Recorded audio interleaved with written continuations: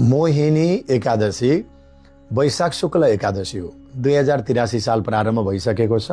नयाँ वर्षको पहिलो एकादशी हो। यसको तिथिमिति कहिले छ, कहिले एकादशीको व्रत गर्ने र यस दिन कसरी भगवान विष्णुको पूजा उपासना आराधना गर्ने र एकादशीको महिमा अनि व्रत फलाहार कसरी ग्रहण गर्ने, के खाने, यस बारेमा पनि हामी कुराकानी गर्नेछौँ। सर्वप्रथम आउनुहोस् यो एकादशीको तिथिमिति र पञ्चाङ्गलाई श्रवण गरौँ।